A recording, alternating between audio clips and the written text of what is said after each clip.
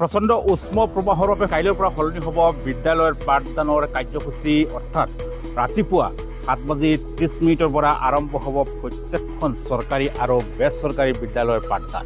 আৰু এই ঘোষণা কৰিছে শিক্ষামন্ত্ৰী ৰণোজ পেগু ডাঙৰীয়াই। কিছু সময়ত পূৰ্বে তেখেতে এক টুইটাৰ যোগে এই কথা প্ৰকাশ কৰে। মই আপোনালোকক ইয়াৰ ডিটেইলছ কৈ আছোঁ। অৰ্থাৎ কাইলৈৰ পৰা যিকোনো বিদ্যালয় চৰকাৰী হওক বা বেচৰকাৰী হওক এই নিয়ম পালন কৰিব লাগিব। পাঠদান আৰম্ভ হ'ব ৰাতিপুৱা 7:30 পৰা। কেতিয়া পাঠদান আৰম্ভ হ'ব, কেতিয়া শেষ হ'ব, সবিশেষ আমি আপোনালোকক জনাই আছোঁ।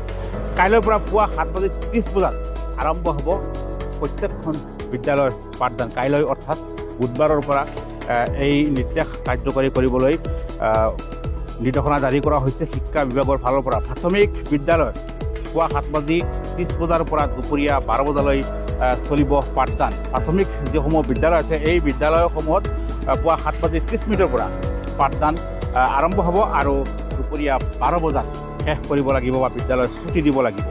মধ্য ইংৰাজী বিদ্যালয়ত পুৱা 7:30 পৰা দুপৰীয়া 1 বজালৈ পাঠদান চলিব মাধ্যমিক পৰ্যায়ত। আৰু হাইস্কুল পৰ্যায়ত পুৱা 7:30 পৰা দুপৰীয়া 1:30 পাঠদান কৰাৰ নতুন নিৰ্দেশ জাৰি কৰা হৈছে। আৰু